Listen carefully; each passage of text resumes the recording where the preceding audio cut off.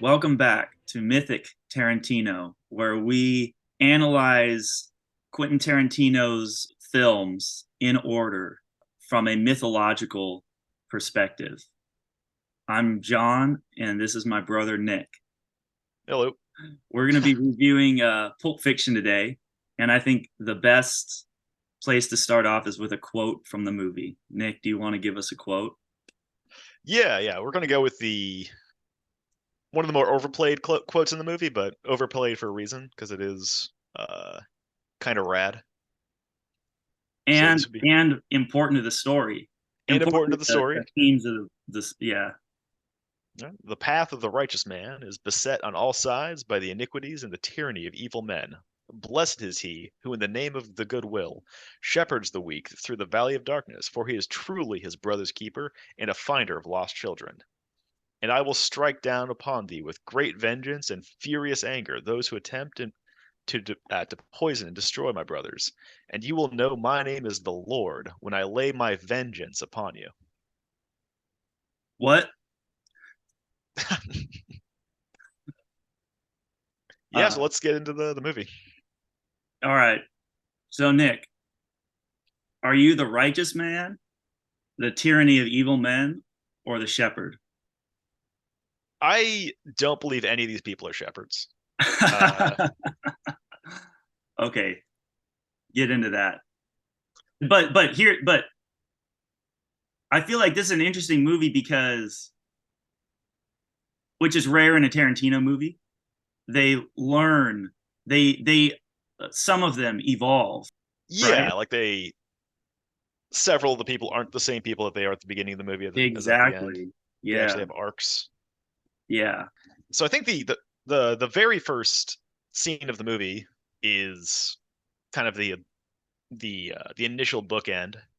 Pumpkin and Honey Bunny Hmm. are talking about robbing a diner, and something that happens very early on in the movie and also happens throughout the movie is they get into character. Yeah. There's Same there's as a, there's Reservoir Dogs. there's a huge amount of, and it's very explicitly stated at some points where they are sort of like where the characters in the movie are themselves, embodying characters.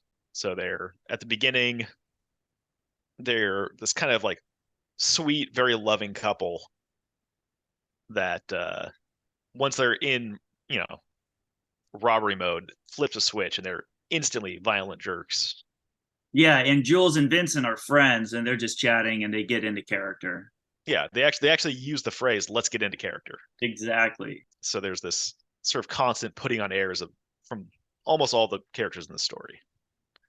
I think is does that have to do with the themes of Pulp Fiction, or do you think that's just a holdover from Reservoir Dogs? I think and this gets a lot more explicit later on in Tarantino's career about like movies almost being about movies. Hmm. There's all kinds of like sort of references to the process of filmmaking in Inglorious Bastards. Yeah, And so I think this is just a thing that Tarantino's interested in putting into his movies is sort of movies about movies kind of thing. well, and in Inglorious Bastards, and I think that is one of the most important movies of his thematically. That it had a theme. The theme, a lot of the theme is the power of storytelling. You know, Yeah. and I think in Reservoir Dogs too. One of the things that when I was re-listening, um, that I feel like I missed was we were a little bit perplexed about what made the cop that was sitting in the chair so heroic. Like, why mythologically was he a heroic character? You know, Hmm. because he stayed true to who he was, but also he stayed true to. More importantly, he stayed true to this story, which was a good story, not to betray Mr. Orange. It was a front for a good purpose, right? But what was so heroic about that character actually was that he was willing to die for a story, you know? And I think a lot of Uh, characters in Tarantino movies, the heroes, they die for a story. And that's the power of storytelling, isn't it? it's that sounds a little vague, like the idea of like of something being a story, because like literally any event series of events that happens is a story. And Well, so I saying mean, that no, you're like, dying for a story well, I mean, uh going to war, you're dying for a story in a way, you know, for to the other person, sacrifice yeah. yourself for a story. That's like Jesus Christ, you know. That's like Martin Luther King and people who are willing to put their lives at risk for a story. Like to Tarantino, at least, I would say that's heroic. But I also do find it heroic that idea of dying for a story. Well, it's dying for the greater good. It seems a little strange to call dying for a cause to be the same thing as dying for a story. Yeah. Then I think you're just using a really vague and artistic definition of story if you're saying that all those things are stories. Okay. The Well, vague to the point where it loses meaning. can With I uh, it, because can I then jump like ahead? everything's a story. Yeah, we can jump ahead. The greatest example in Pulp Fiction. Can you think of any characters in Pulp Fiction who die for a story? I would say in Pulp Fiction the watch is could be a story. Like That's what I thought too. that's the like this this sort of object representing the myth of Butch's father. Yeah, not only his father, but his father's father, and I think his father's father before that. It was like this like lineage of people all the way back down the Yeah, and line. the fact that the watch was broken kind of put up a little thing here that said that the like a broken watch is kind of like stuck at a point in the past. Oh wow, that's a really good point. Yeah, So by being broken, the watch is kind of like trapped in the past, and then at the same time sort of representing that past. yeah.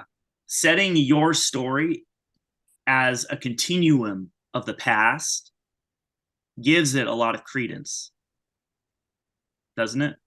Like saying like Homer wrote this and then Virgil wrote this and then Dante wrote this, including in the past each of those guys. Like the Dante's Inferno has Virgil leading him through, and they meet Homer and stuff along the way. So it's like what gives Dante's Inferno so much power is that it's sort of like set along the Yeah, continuum, yeah, carrying like a torch. these like ancient dead people you can sort of that's kind of the point of the book is that or one of the points of the book is that you can sort of go back in time and sort of extract wisdom from all these dead thinkers. Yeah, exactly. And that's sort of what I was thinking of with the watch. You know, who Butch is carrying the torch of those great men. You know, Yeah, yeah. They both died in battle and he's a fighter. Like he's yeah, really trying to carry that legacy. yeah, and that's a good point. Like when like how does Butch see himself? Do you think like I feel like he sees himself as kind of a loser compared to those guys. Like he's doing his best in the modern world to carry himself with that honor. But the modern world kind of makes that difficult. Yeah, and that could also be the carry into the samurai sword that he uses later on in the movie, Totally. Yeah. where it's it's almost the fact that it's a samurai sword and not just some other kind of sword is probably indicative of the fact that he's it's kind of this has this mythology behind it of being like a weapon of honor. Yeah. 100%. And of the past too. Like, Yeah, because he almost it's almost like he's like traveling back into not so much, but like when he's like going from like weapon to weapon in the pawn shop. mhm. I was kind of thinking about Yeah, what like it was like what a like the different chainsaw, a it was a hammer. yeah it was a hammer into a baseball bat into a Yeah. chainsaw into a samurai sword, and then he went with the sword. Another interesting thing about Butch too is he sort of is blessed in a way. Oh yeah, he's his entire story is a series of impossible coincidences Yeah, that like he gets to his apartment when Vince is like in the bathroom. It just is just blessed by the fact that he walks in and not only is Vince not waiting for him, but Vince left his gun on the counter. So Butch is yeah. essentially got a gun for free and was able to It, uh he was dispatch given one of his enemies. he was provided a weapon in both cases. Yeah. Like almost like God provided him a weapon. Yeah, and then when he's in his car, like another impossible coincidence is he goes a couple blocks before he actually encounters Marcellus Wallace, who is not only right in front of him, but like walking, in front of his car. Yeah. Easily, like the story could have easily ended with him just running over Marcellus Wallace and him dying right then and there. Hmm. Like impossibly lucky. Is that luck though? That one? Like I would think that, Um, that was unluck. Marcellus Wallace like would have chased him until the end of time. Yeah, He was obsessed with getting revenge on him, so getting a chance to like take him out of the picture seems like it would be a good idea for Butch. like Christians will talk about God has a plan, you know? And I only bring up Christianity because I feel like this movie was is sort of like soaked in Christian mythology. Yeah, and like I don't know how much of that is meticulously intentioned and how much of it is just thrown in, like the 666 being the combination of the Yeah. briefcase. Yeah, I was gonna Like bring that up too. is that like a truly meaningful reference, or is that just like a throwaway joke, you know? Oh, I would say it is. Yeah, because like I mean, that on its own is like, okay, it's like a joke, but like right after that, Jules gives like a speech from the Bible. Oh yeah, that is like 10 seconds later. And and then they talk about what was it? Divine intervention. Uh-huh. And here's another one, Nick. This is one that I caught just now. At least two characters come back from the dead. Mia Wallace, Oh yeah, because her heart she comes stopped. she comes back from the dead. And in a kind of other way, so does Vince, because his How? story is told out of order. Oh, so yeah, he dies and then he shows up later on in the story. Yeah, and that's him coming back to life in sort of like a like if you think about that, this is a stretch, which I know you hate, but if you think about like the power of storytelling, Tarantino, with the power of storytelling, killed somebody and then brought them back to life later on in the story. The, like him showing up in Butch's story is kind of like that's another instance of just people playing different parts. Because Yeah, like in he shows up twice in Butch's story, and in both cases he's just playing the part of one of Marcellus Wallace's goons. yeah, Like to us the audience, he's Vince. Like he's he had that weird he's best friends with Jules. We hear him talk a lot. He has that crazy date with Mia Wallace. yeah, And like to us the audience, like that's who he is. He's this full and complete character. But then when his death is just the death of some goon. right. like like Butch finds the gun, sees Vince come out of the bathroom, and just guns him down like he's a some no name guy with no Yeah, lines. yeah. Well, he does recognize him though. Vince is really mean to him when he's like getting his cigarettes at the bar, Marcellus Wallace's bar. Yeah, So he recognizes him back then. I don't know if that means. I mean, he recognizes him, and he seems to. When in that situation, why do you think he hates him so much? Vince is kind of a jerk throughout the movie. Like he's Oh not yeah, he's just a mean guy who's mean to people. he is. Yeah, he's a jerk. He Yeah, really is. and like even to his own detriment, where he like at the Oh, very end of the movie, like he where he, he almost gets himself and Jules killed just for just for being like less tactful than he could be. How so? When they're doing the showdown at the end with the diner, and they all have their guns out pointing at each other, and he says, like, if you give this guy $1,500, I'll shoot him just on principle. Yeah, Like at that point, Honey Bunny almost shot him. yeah. It would have ended right there. It would have been all Yeah, Reservoir Dogs. And it is an interesting. I'll get back to Vince. We'll get back to Vince, but it was a thought I had was you know, it was sort of a mirror shot to Reservoir Dogs where there's three people pointing guns at each other. But I find it interesting and in a mythological way how the two movies were different, how the situation ended different. yeah. Really, like the difference maker between the two movies was sort of the character of Jules. Like he was the one who very effectively diffused the situation. Yeah, for Jules, sure. yeah, Jules is although less of an altruistic character than I think he sees himself. He created this entire standoff with like that could have resulted in somebody getting shot for to get his wallet back, to get No, his it wallet was, back, and to save the briefcase. yeah, yeah. But he only takes his own wallet out of the bag.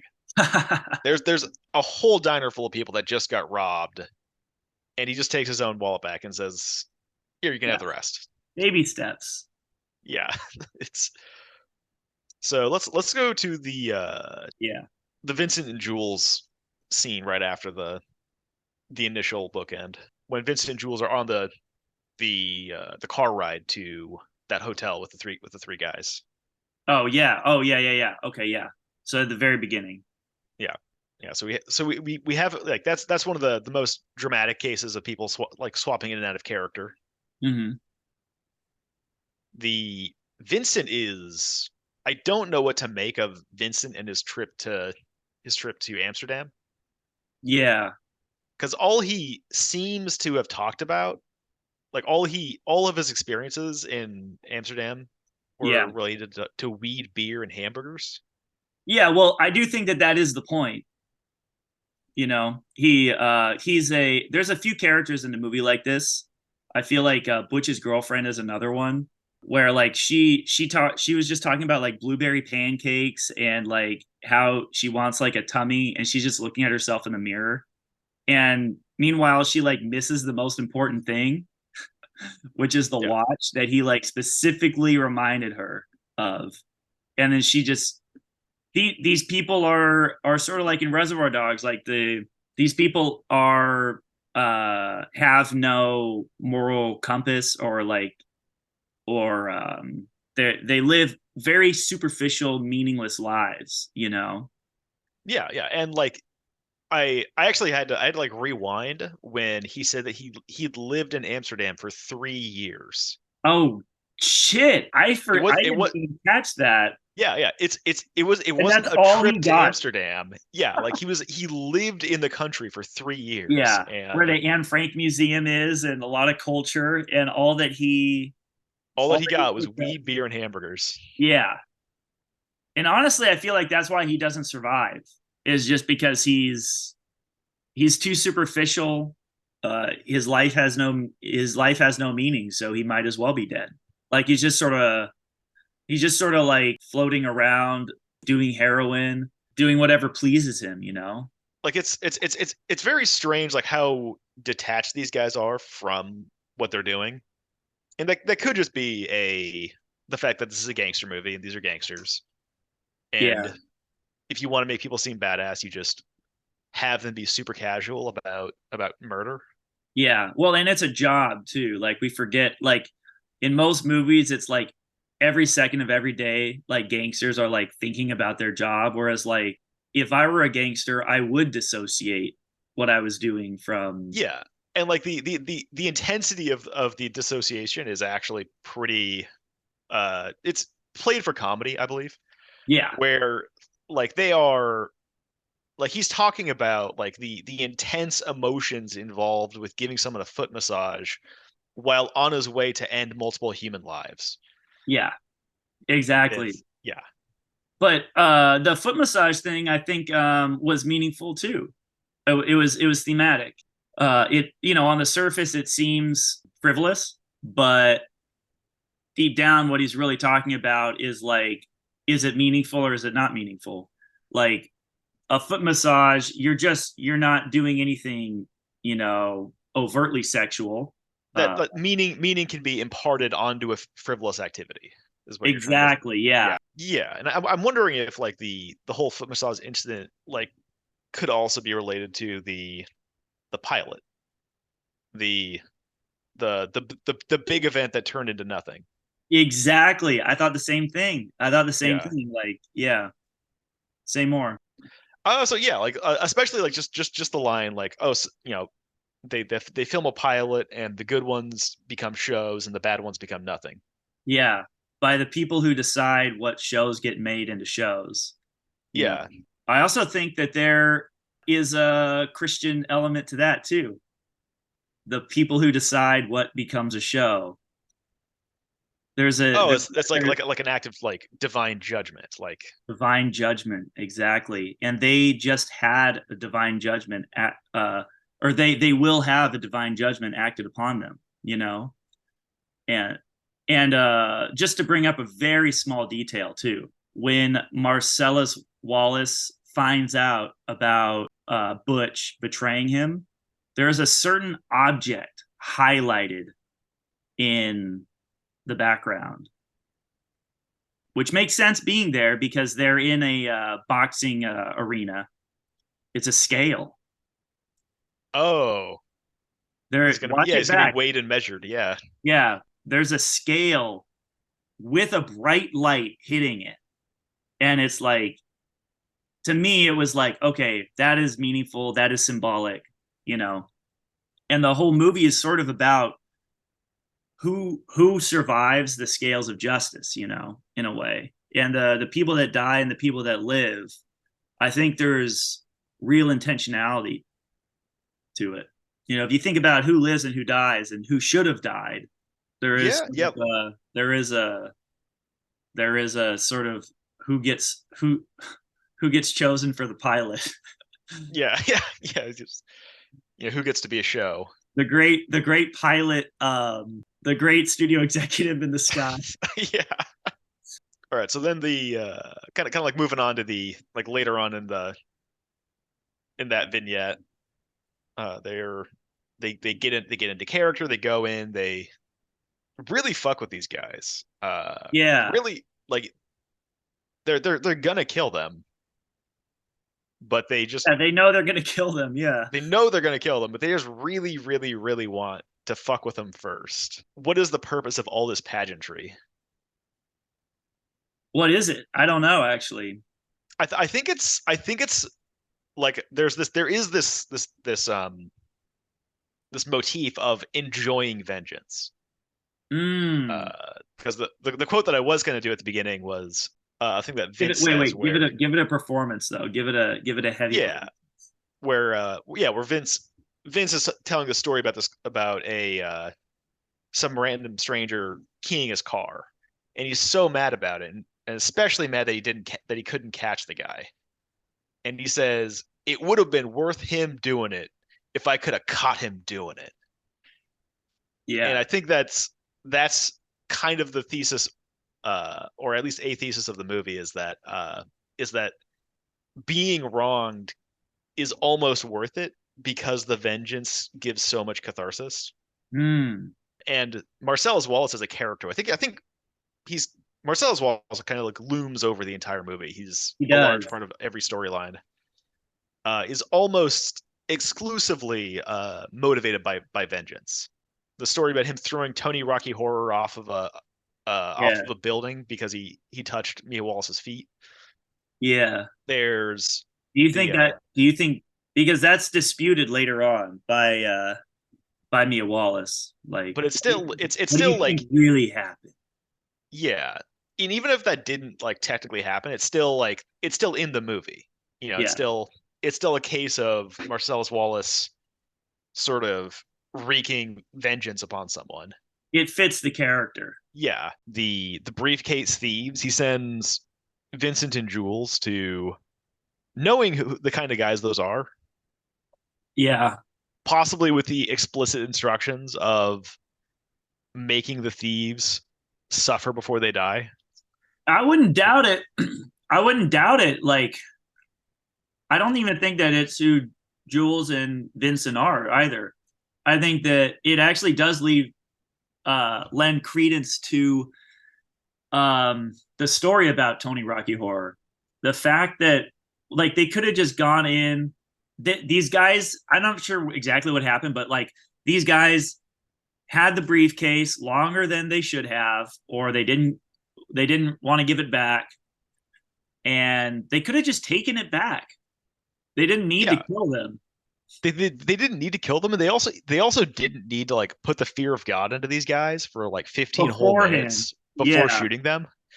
Like they could have just walked in, shot him, got the briefcase, and left. But they really wanted these guys to be terrified and to understand the fact that they were going to die. yeah. Like he didn't just want to kill Zed either. He wanted to go medieval on him. Yeah, and same thing with Butch. Like Butch wronged him, and he's just like revving up, like Yeah. to bring Butch to justice, like to You- the point where he shows up to Butch's house himself. Like he doesn't yeah, just send his goons. I had the suspicion that it's not that much of a coincidence that he was there. Yeah, with the donuts. Because it kind of would make sense that he was like on a stakeout at Butch's house or something, Well, and he yeah, was like yeah. getting donuts for the guys on the stakeout or whatever. So the coincidence is that he was out getting donuts Exactly. Yeah. right as Butch shows up and ends up crossing the street right in front of him. Yeah. But yeah, so he's got this giant hate boner for Butch after Butch chooses not to throw the fight. And then at the very end, he is just really jonesing for some torture Yeah. with the pawn shop rapist. I kind of want to say that Marcellus Wallace learns from his that he grows from his experience. I would say that doesn't happen at all. No, it does not. I would say No. I would say that Marcellus Wallace is driven by revenge at the very start of the movie. Mm. The first words spoken about him are about vengeance, and the last lead words that he says are about vengeance. Like Yeah. Well, you know it's why I think that is why because he's the devil. that the 666 thing. Yeah. And he's Um sort of the king of this underworld. yeah, he is kind of like the king of this underworld, but he's also vengeance and punishment is a lot more of a divine aspect than a diabolical one. Swift vengeance, though. Not the way that, because, like, you don't just die, you go to hell, and then you're like tortured the whole time, right? Okay. Oh yeah, so yeah, like long drawn out Yeah. uh judgment. Yeah. And all of the divine judgment some of it is benevolent. And, but yeah, when the judgment does come, it's swift to Vince. Yeah. Although like the whole reason why we're doing this entire podcast was we were talking about the imagery of Butch descending into hell to That's retrieve. Yes, exactly. It's the descent, the Pulp Fiction. I should have said this earlier. What Pulp Fiction is to me is the descent into the underworld. The not the, but it's a fairy tale metaphor set in L.A. And so the underworld is underworld crime. Yeah, they're being like this distinction between like players and civilians. That's kind of like Yeah. a carryover from the last movie where yeah, where Jimmy, played by Quentin Tarantino, is not a player. He's not a member, Well, he and used to especially his be. wife. Yeah. Like involving non-players into the game is completely forbidden. Yeah. Yeah. Exactly. That was one of their biggest hangups. Was yeah. What Like and same with yeah. you know who another real person is, kind of, is the drug dealer. Like he wasn't really a crime person. He was just sort of like a druggie that was like doing this business, and he didn't really want to be involved in anything with Marcellus Wallace, and he sort of was made to be involved with it. Yeah, yeah. Like Like I he would didn't do consider anything him, wrong. Well, yeah, well, he sold heroin, but yeah. I mean, there is a certain responsibility if somebody ODs on the heroin that you sold them. yeah, But yeah, so what do you mean by like the distinction between, oh, you mean like the people above ground and then the yeah, yeah, underworld? yeah. Like it's your sort of concept of the criminal underworld being a kind of literal underworld Yeah, yeah, really makes a lot of sense with how brightly lit like everything was in Jimmy's house. Like it was yeah, right. just the sun was just blasting at all times, and it was just broad daylight in the middle of the day. Well, And, then, and a and lot of the there are levels to the underworld too, like in Dante's Inferno. Like I feel like Dante, I don't think Quentin Tarantino read Dante Inferno before he went and made this, but I think culturally, just like you understand what it is. Like there's these levels of hell, and there's a surface, and then there's the underworld, but then there's another level of hell, which is like which is actually where Marcellus Wallace is. And in Dante's Inferno, the devil is kind of trapped there, you yeah, know? he's the top half of his body is free, but the bottom half is encased in ice. Yeah, yeah. And so, when you go down to the deepest level of hell, or in this movie, it's the pawn shop, Yeah. you find the devil trapped there. Like once they go, that there is the deepest level. Like, and then they emerge from that, and then you know by the end of the movie, Yeah. yeah, Because the whole movie is just different layers of bad dudes. yeah, yeah, Like and like honey bunny and pumpkin in yeah, they're like very low level bad dudes. they run into they very obviously run into a badder dude than them when Yeah, they encounter exactly. Jules. Yeah, And that's a then great point. and then and then there's the lowest and then like the most dangerous person it seems is Marcellus Wallace. He's been talked up the whole movie. Yeah, and And then he finds a better dude yeah, in Zed, there's who I always a don't know bigger what. fish. Yeah, I don't know why he's dressed like a cop. That makes I don't know if there's anything behind that. It, I loved that. I loved all those details because there were like it adds realism, because it's just like that's like an unusual detail that like shouldn't be there, but like it makes sense in like this whole that it makes you think like this person has their own story going on, Like and what? they're Like just like who popping is in. Zed? Yeah, Yeah, exactly. And he's got this whole mythology sort of surrounding him. Like his name is said like multiple times before he even shows up. yeah, But here's actually, not to go out too off topic, but there's another detail which is like, why does Marcellus Wallace have like a band-aid on the back of his head? Like it's very prominent, and he's introduced that way with a band-aid on the back of his head. Like, did you catch that? yeah. And like, well, it's extremely prominent because they introduce him, and then in a lot of scenes he's just before you like well before you see his face, you see the back Yeah. of his head The first time with you truly see his face is when Butch encounters him. No. no, the first time you see his face is when Vincent and when Jules calls him Yeah. and he's just sitting at his on his patio or something No, taking a that phone was call. You can see his face after. there. That was after? Okay. I don't remember. Anyway, it doesn't matter. Yeah, the point is, yeah, that was an interesting way to introduce the character. But what's with the band-aid? What do you think that means? Does it have to do with the briefcase and why he wants to get it back, or? Well, I'm familiar with the the kind of mythology around that, like in that Quentin Tarantino fans have kind of dredged up. Oh, I haven't heard this. Oh, the whole concept of like the briefcase being Marcellus Wallace's soul. Oh yeah, I have heard that. Yeah. Yeah, the idea is that like there's in some like I think it was like early Christianity or like in that region around the time that Christianity was developing. Hmm. There's this belief that your soul like exited your body through like the back of your neck. Really? So the theory behind it was that his soul was pulled out of his body and put into a briefcase, and that's the scar of Hmm. where the extraction took place, which All right. So is cool and like is a neat little I have questions. idea.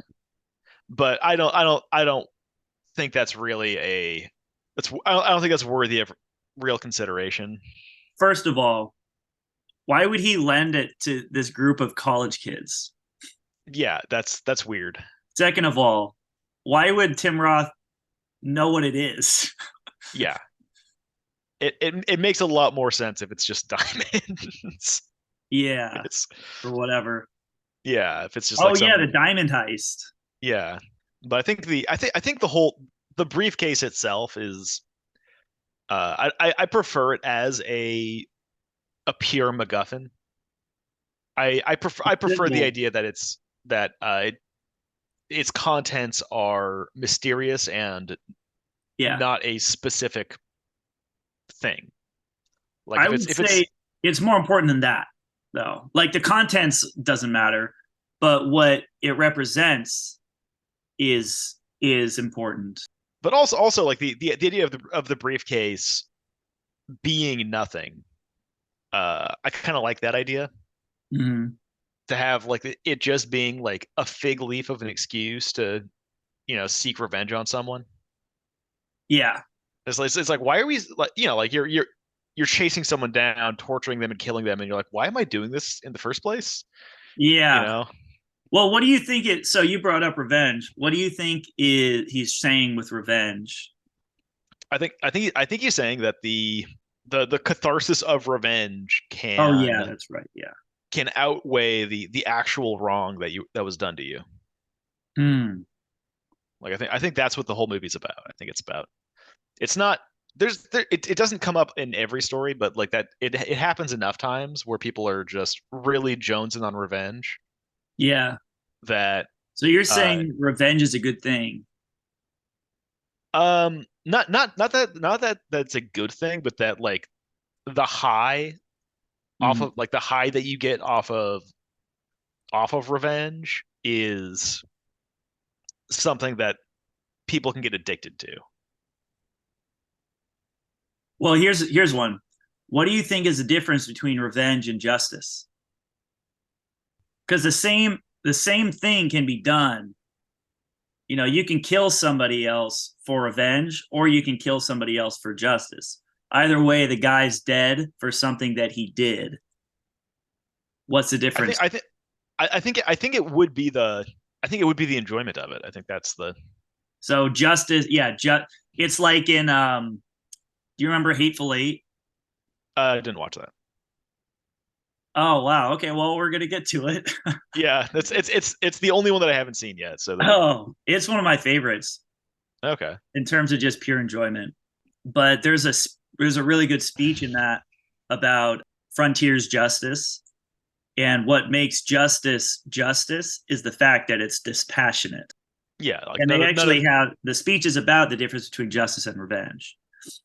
all right. So I'm kind of like we're kind of trying to go through chronological order as well Yeah, let's not here. get too bogged down though in Yeah, and get doing because things in we're order. not very far in the actual plot of the movie.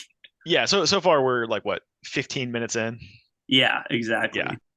All right. Well, the story we haven't really talked about is Vince and Mia's date.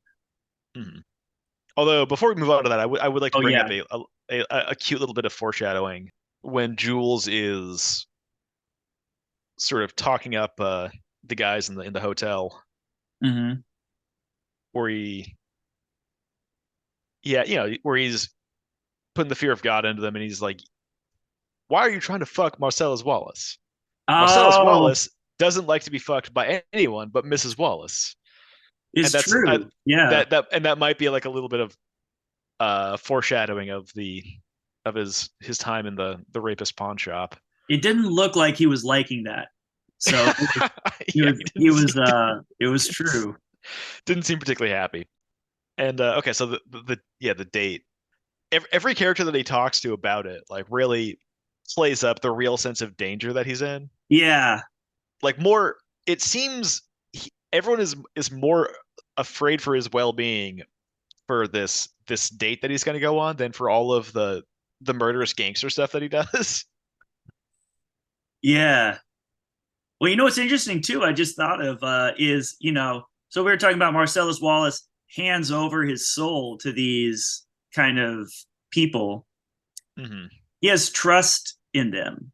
And he also hands over his wife to Vince and sort of like tests his trust and tests her commitment as well. Okay, so you think that the date is like a test of commitment, is a I think it could be. Yeah. And also in both the Vince and Mia, remember at the end, uh, he said if Marcellus Wallace lived his whole life, he could know nothing. He'd be okay if he knew nothing about this. Like Mhm. there's sort of a covenant of secrecy, and that happens later in the movie too with Butch and Marcellus Wallace. Oh yeah, Like, yeah. Like I did see that the parallel of a horrible thing happening mm-hmm, that Marcellus is going to keep from Mia, and then also that Mia is going to keep from Marcellus. yeah. And in both times, they sort of like descend into this deep, deep underground. She dies. She descends. She's dead for a little bit, and she descends down there, and it comes back. And then says nothing of it. And the same with Bruce Willis and Marcellus Wallace. They descend, and then when you go into the underworld, you don't talk about what happened. You don't talk about what happens down there. You just have this silent understanding, and when you come back out, it's too meaningful and it's too horrible to bring back with you. When I forget who it is, but it's basically Lot looks back and at his wife and she turns into a pillar of salt. It's like when you leave the underworld, you keep that in a hidden place in yourself, and it's there. You know that darkness is within you, but you don't access it and all the time. Yeah, I can see that. Like the whole aspect of sort of yeah, putting the past behind you, leaving Yeah, it in the past.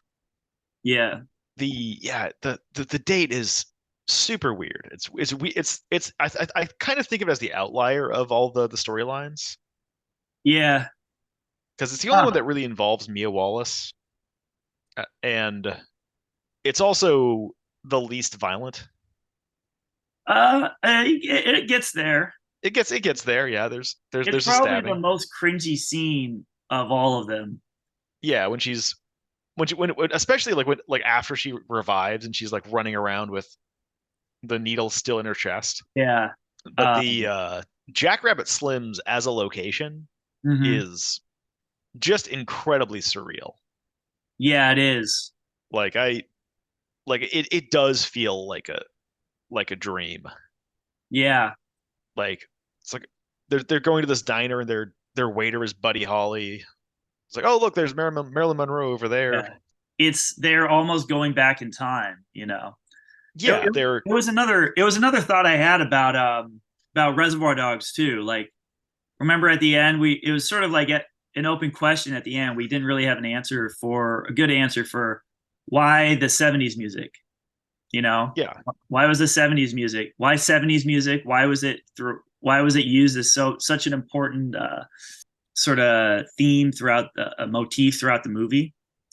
I Mhm. think that movie was actually like spiritually a '70s movie. I would say that makes a lot of sense. It was kind of yeah, it was designed almost as a throwback to Yeah. in a lot of of like ways. 70s gangster movies. Yeah, in a lot of ways. And I think spiritually, this movie lived in the 50s.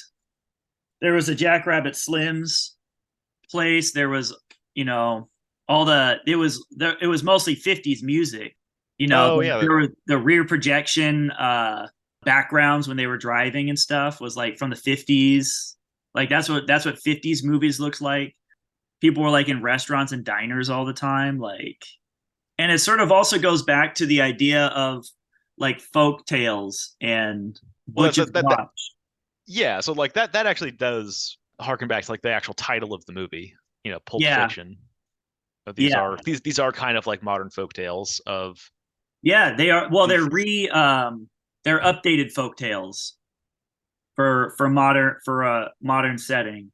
Yeah, it was funny like when the very first thing that happens in the movie is a screen pops up with the definition for pulp.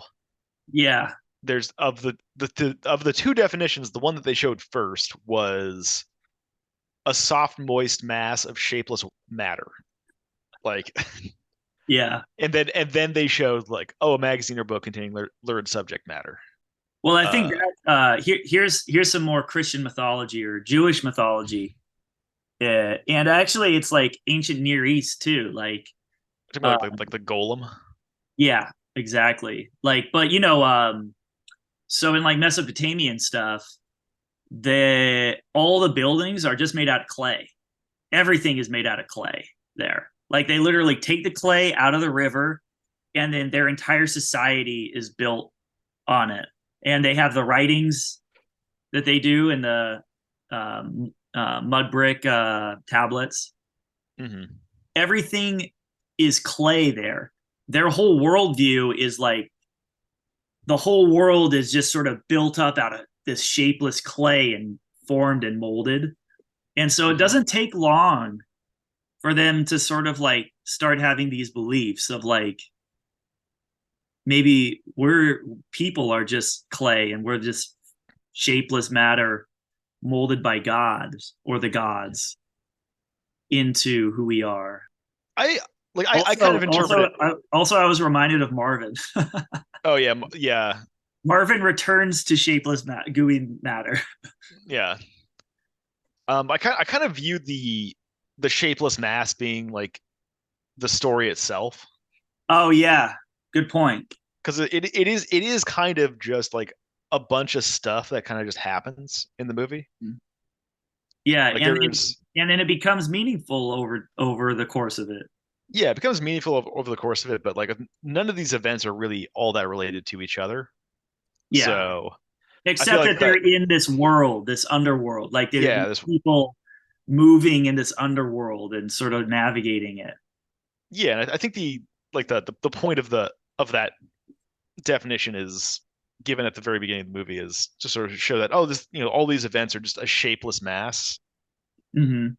that is kind of being like molded into a full coherent story.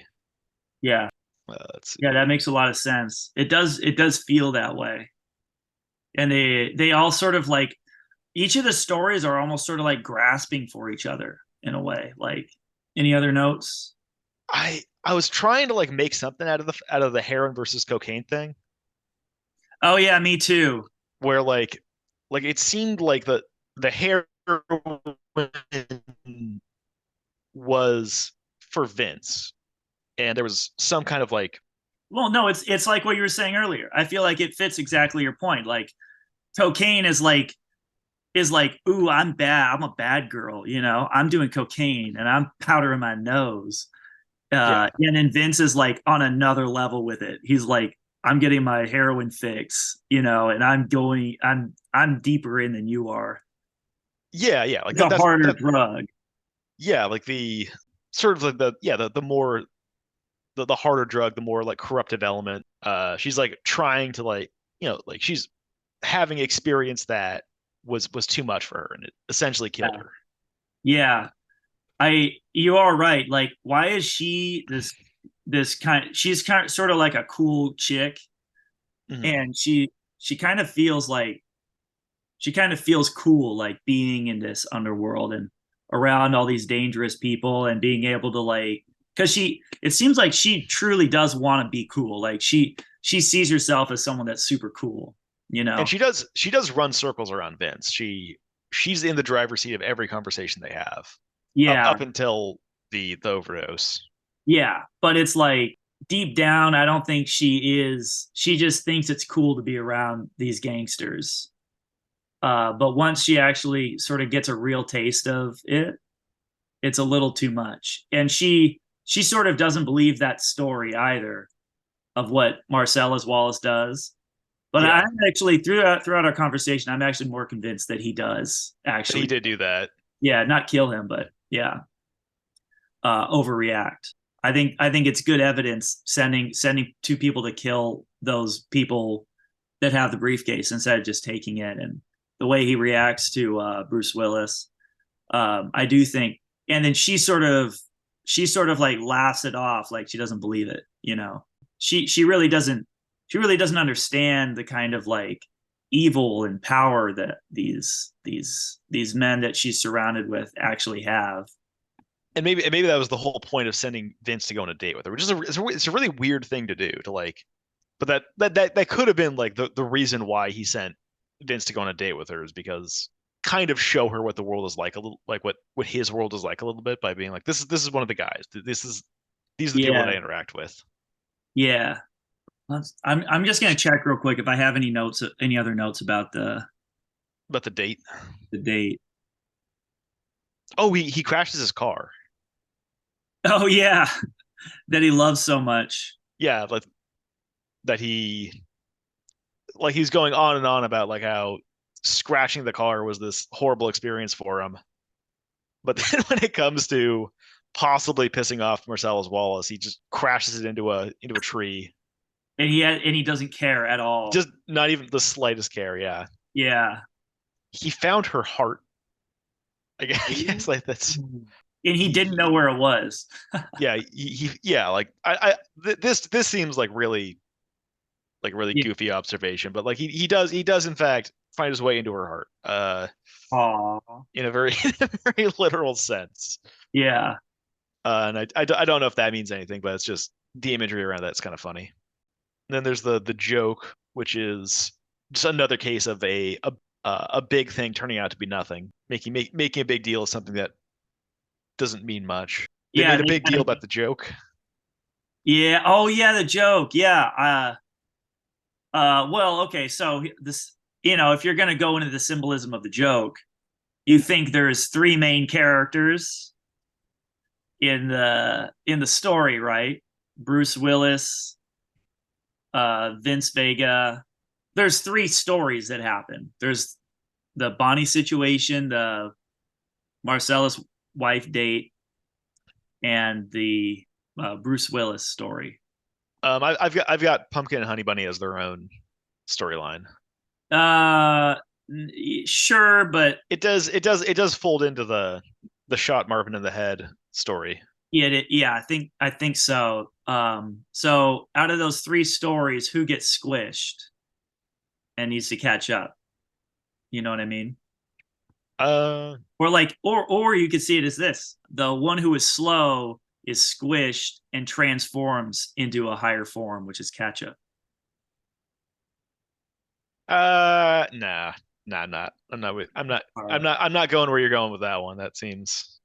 I'm you're not not with you there. thinking that, and might not be exactly the intention. Was with the ketchup, the tomato turning into the ketchup, being a symbol for transfiguration. I think it's just. I think the joke is the fact that it's a nothing joke is the punchline itself. True, true, true. Yeah. But transfiguration nonetheless is to me a theme of the movie. I think you're right too. Like the vengeance is something that is sort of hobbling a lot of the characters. They're clung to this underworld, and vengeance is keeping them there. There is sort of like when you're in the underworld, you sort of do have to crawl your way out of it, you know. That process, you know, builds character. Like they say at the end, just because you are a character doesn't mean you have character. And that's actually a lot truer. That's another throwaway joke, but that's a lot truer than it would seem on the surface.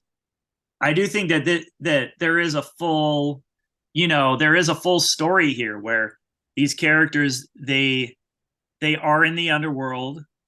They dive deeper into an underworld, and then they come out of it higher than they were before. You know, Mhm. at a high in and I think that is we haven't talked much about the Bonnie situation, but I think that is the point of the Bonnie situation. Like you said, like it was all really well lit and everything, and he's like dressed in these kind of goofball clothes, and he's in a valley, which if you know about LA is like the valley is above north of Hollywood and central LA and Yeah, stuff. and So it's sort of like a higher realm, you could yeah, say. and, and speaking of being humbled by a badder dude, like that's the wolf. Yeah, exactly. Like the entirety of his character is just that. I don't know if he's a bad dude though. I think he's sort of an interesting guy. He's sort of like he's I sort mean, of he's a bad dude. Like he's not bad as in he like doesn't do evil. bad things though. Not bad as in evil, bad as in like badass. Like Yeah, he's he's a bad motherfucker. yeah. But he's sort of yeah, he's an interesting. So in Christian mythology, who would you say like his role in that mythology is? Like he sort of reminds me of sort of like a witch doctor sort of medium sort of figure where he can just like travel in between realms and whatnot and is knowledgeable of is like knowledgeable of these things, but So doesn't. Yeah, he does feel like he came in from another movie. absolutely. Like there's like poker playing or an auction happening in the other room. It's like a cocktail party. Like Oh yeah, everyone's like drinking like bubbly, yeah, and in like all of the women are in like evening dresses, and all the dudes are yeah. in suits. And like in the chronology of the movie, this is like the middle of the morning. It's Well, he does seem he has like fanciful airs, and he's it's dealing with these low life criminals. yeah, it's like if it's like James Bond suddenly popped into your gangster movie for for like 15 minutes and then went back to doing whatever he was doing. Yeah, It's his Gucci watch is shown on screen very prominently. yeah. He probably has Like the Givenchy underwear on too. yeah, Givenchy, yeah. Like Jimmy, who is kind of like raking Vincent and Jules over the coals that for the entire time that he's on screen, is suddenly like really deferential towards the Yeah, wolf, like very like, yes, sir. Would you like this, sir? Can I get you some coffee, sir? yeah. Uh, Because he was in the game and he yeah, got out and he moved to the valley, so he had his transfiguration moment somehow at some point. It might have been when he met Bonnie. He decided he wanted to get out and have a yeah. normal life. And spoiler alert, I feel like that's kind of what Kill Bill is about. Is that is that sort of Trying to what? trying to change yourself and having your old life come back and haunt you for it. Yeah, exactly. And But there's also the fact that like that Mr. Wolf he's not a character. He's exactly he makes no attempt to put on airs and make himself look more badass than he needs to. yeah, Because like even he's say in the diner, like even when you were fucking with him, he wasn't even offended. So yeah, please, with sugar on top, clean the fucking car. yeah, and like when Jimmy asks him how he likes his coffee, he's like lots of cream, lots of sugar. Yeah. Uh, he's he's like telling like weird corny dad jokes the whole time. Yeah, he's an interesting character. Yeah, it's like he's so incredibly confident with his status as being a fixer for a mob boss that he makes no attempt to make himself look more badass than he needs to. Yeah. And I don't think Jules has much of an arc. Are you kidding? Really? I think I He has think the biggest arc. I think Jules like is like his whole like he like I like the kind of yin yang thing that Vincent and Jules have going on. Vincent like finds no meaning in anything. Yeah. He's fully nihilistic. Yeah, And superficial. Vincent finds an overabundance of meaning in things that are probably coincidences. And I feel like both of them are like on too far of an extreme. Yeah. Yeah, So that's they kind of part ways in a way. yeah. And I I I I have very little respect for Jules's sort of come to Jesus moment Hmm. because like his decision to like walk the earth came was inspired by a kung fu movie. Yeah. Like he's just like like like yeah, finding meaning in silly things. Like it's just not. I don't know. I mean, that like that's what we're trying to do here, isn't it? It is, and like, but this is also like a very definitively a frivolous activity. What we're doing? Yeah, Yeah. We have free time. yeah. But so he does that throughout the entire story, where he imparts additional meaning to. No, actually, no, never mind. That's the opposite. I was almost had him swapping places with Jules on the foot massage conversation. Yeah, that was that I was doing the same thing where I was like, wait, it felt like they sort of kept switching like what their argument was. Wait, what was the what So were their positions on that? Vince felt that that it made sense that Marcellus Wallace would kill a guy over a foot massage, and then Jules was the one who said that a foot massage don't mean anything. Yeah, yeah. Okay, yeah. Yeah, so it probably should have been switched because well, I mean, well or like they thought one thing at the beginning of the movie and then they thought a different way at the end of the movie. And so Yeah, that could have been the reason for that. yeah, and also like he's like he goes through like the whole conversation in the diner is like him being like, oh, I'm gonna be a good person now. I'm gonna reform my life. I'm gonna do the right thing. I'm not gonna do any more gangster stuff. And like his idea of like what's the the right thing to do and to be a good person is to assist with the robbery. Like he could have ended it right then and there easily. Yeah. But his idea of like, oh, I'm gonna do, I'm gonna do right Well, now. I'm there gonna do the right thing, and I'm gonna let this guy rob the Steiner and give him a bunch of money for his trouble. well there's I'm not like an Eastern mysticism expert or anything, but like there's like a Buddhistic phrase which is the middle way, you know? So it's like you're not being intransigent. You're like you're trying to find the middle. He found the middle way, which is like you can't take any of this or take all of it would be like handing over the briefcase and just doing whatever he said. That's the other Yeah, end. But he found the middle way where, you got enough. Don't be greedy. I'm giving some sacrifice. I expect you to give me back though what I want. And that's the middle way, you know? And it's like he said, like in the Kung Fu movie, like that's he found the middle way, like a Kung Fu person would. Well, okay, so an interesting thing happens. In Reservoir Dogs, they all have the costumes. The yeah, and they by the end to the end of the movie, they never come off. yeah. They're all wearing their suits. Yeah.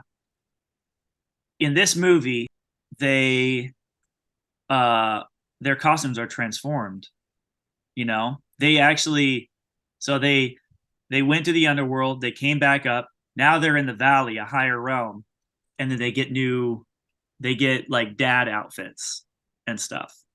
That's their reborn raiments. uh and Jules decides to keep his on. So the end of the movie, it ends with them being completely reborn and leaving the diner in that fashion with their new clothes. Mhm. And then Jules decides to don those clothes he's never seen from again. And then Vincent puts it back on because I think And then he dies. and then he dies. Yeah, yeah. I think the clothes is a symbol, like because those are the clothes that Jimmy wears. The reformed, The clothes of an innocent man, like is yeah, of what a they're yeah. of a reformed man, yeah, because he, Hmm. yeah. I guess like that's also like the first thing that Bruce Willis does after he kills the dude is he changes his clothes. Oh yeah, you're right. Yeah, yeah, that's a big thing. What allows these people to go into the underworld and come out alive?